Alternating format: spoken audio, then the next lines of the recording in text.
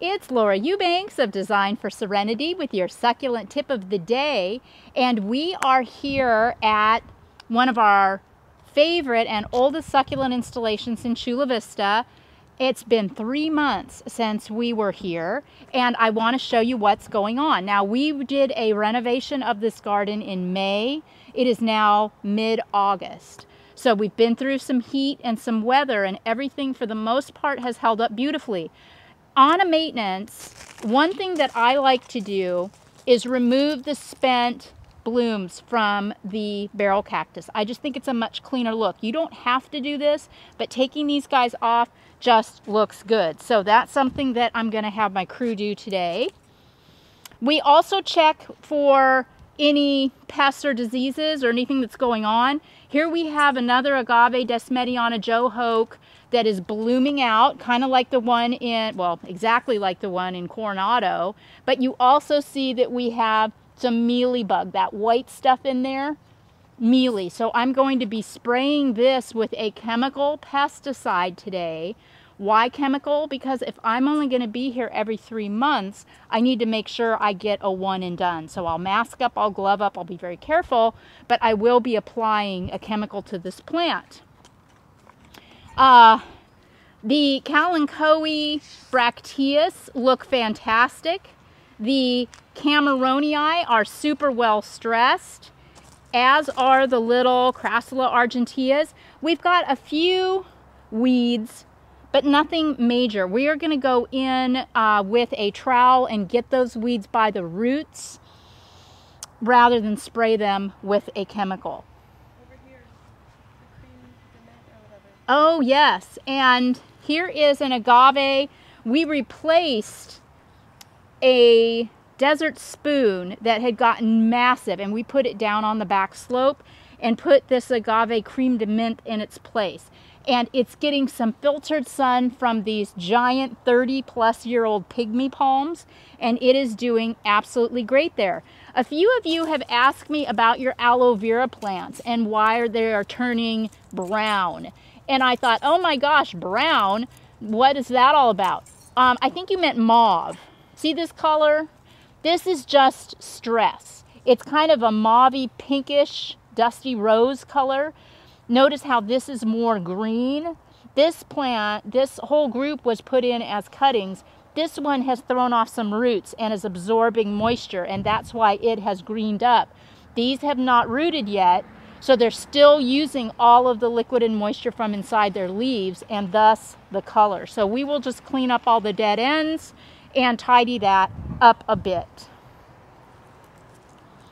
Our little Trichoceras cactus is looking good. I left a lot of room so that this can grow. Also did not run any irrigation to it so that it would stay small longer. This little Quadra color looks not great yet. You know, it's got some roots, but nothing new. So it's just been sitting here as a cutting for the last 3 months, soaking up the heat. It's very desiccated, but I guarantee you that come winter, that is going to look amazing. Oh my gosh, well, we'll get there. I'm so excited. We have our little Euphorbia snowflake that's starting to create a really, really beautiful presentation. We have our Fred Ives. These Fred Ives have been here for years. They love this spot. And again, these weeds are on a taproot, and they're pretty easy to get, and it's very, very rewarding. See there, like a carrot.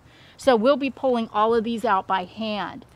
This bromeliad is doing fine because it gets some overhead spray. This Kalanchoe tomentosa just makes me smile. This little presentation of plants, we threw these in as cuttings. They don't look too great. I'm actually going to have Cullen move all of these plants to another area of the yard, and we're going to put a hot red stressed Cameronii right here for some pop.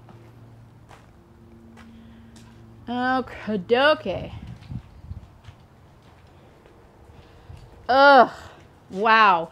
So I have messed around with this area in this entry, And I've done full-on tapestries in here over the years. I've tried different kinds of specimens. It's always just never really stayed real intentional looking.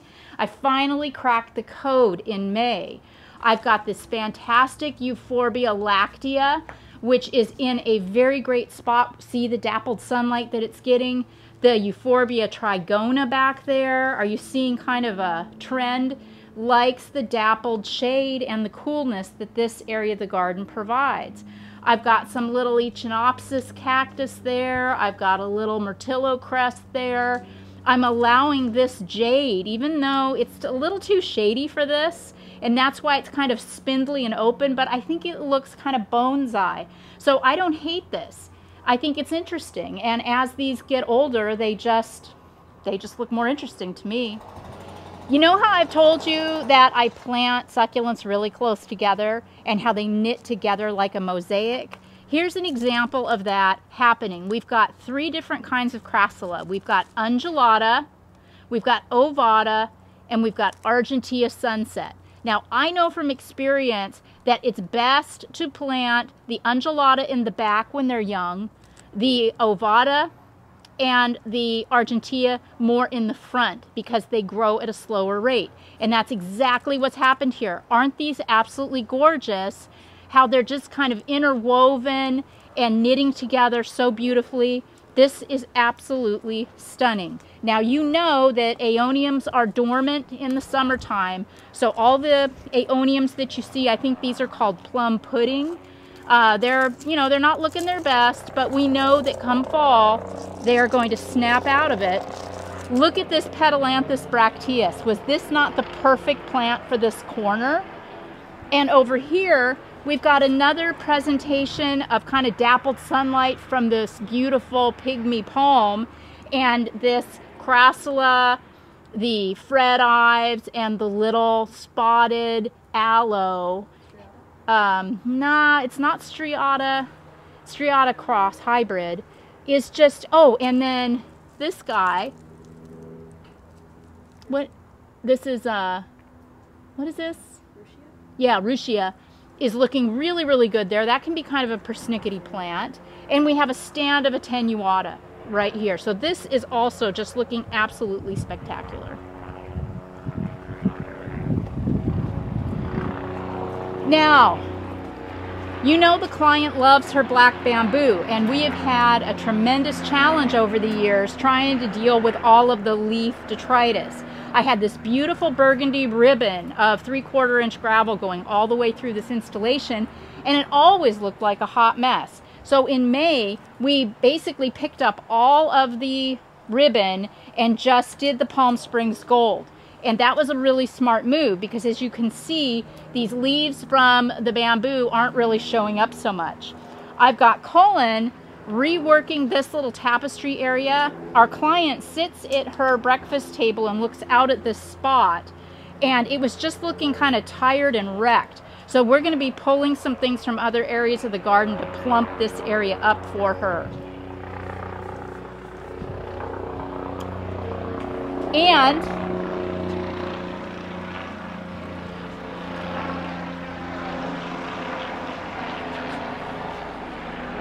rude, our Xeriscape. This was the first Xeriscape that I ever did. It's always been one of my favorites. Over the last probably 12 to 15 years that this garden has been here, I haven't had to do anything. It's just been, it was a total one and done. Now I'm noticing a couple of things. Like, I've got an area in the front that I'm not super happy with. The aloe that I have in there is just kind of blending into the rock and it's not looking good. So I'm going to move these little cactus over to that area, kind of open this space up. You see how the Pilosoceras are starting to throw off pups? And this is looking a little crowded. So by removing these 2 cactus, I am not going to impact the design negatively at all. Also, this Agave Lophantha blood spot bloomed out years ago and has since thrown off all of these babies.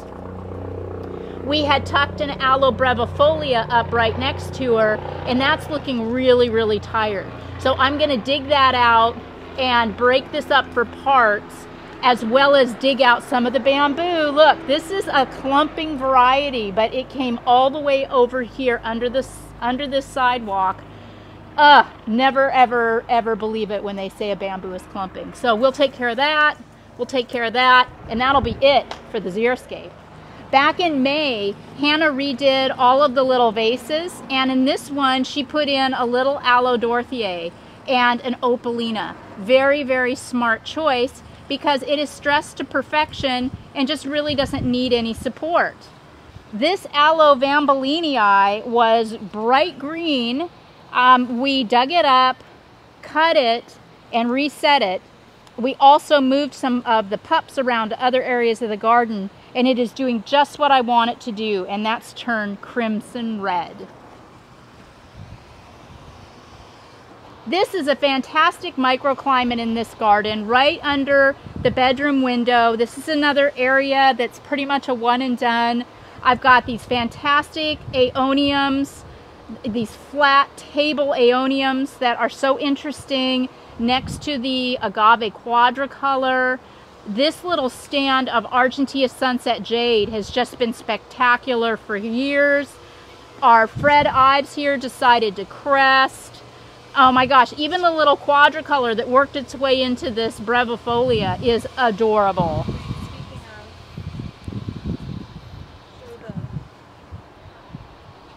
Oh yeah, yeah. So you know we had queen palms here, and we carved them out and planted cactus in the stumps. And look at this little agave, yeah, Perrii, that is making his debut like right through the trunk of the tree. It is absolutely incredible how that does that. And this side of the garden has seen a couple of reiterations over the years. This is an Aloe Plicatillus hybrid that is just absolutely spectacular.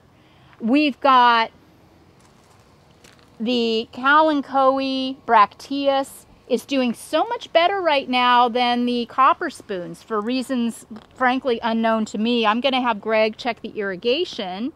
Another spectacular little quadricolor, couple of barrels. Now, if you don't like this look of your quadricolors running amok, they're really easy to just take and put a shovel underneath, loosen that up, and they pop right out. It disrupts the roots of the barrel, but the barrel doesn't care. Here's a really nice stand of that Aloe striata that just needs a little bit of cleaning up. It's got a few little brown edges. This Crassula undulata is concerning me. It looks so stressed.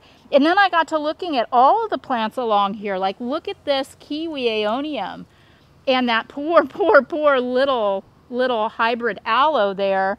I'm wondering about the water. So we'll have Greg figure that out later today, what is going on here with the irrigation.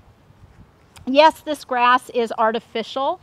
No, it wasn't my choice, but it works for them, so it works for me. Yeah, all in all, I'm absolutely ecstatic about this garden and how it has held up over the last 3 months. Thank you so much for watching this video, for liking it, for subscribing. My subscriberships are really starting to go up. Thank you guys. And thank you so much for supporting the channel by buying the merch in our store. We are going to be doing a limited release soon of a new item, so be sure and keep your eyes open for that. This has been Laura Eubanks of Design for Serenity with your succulent tip of the day.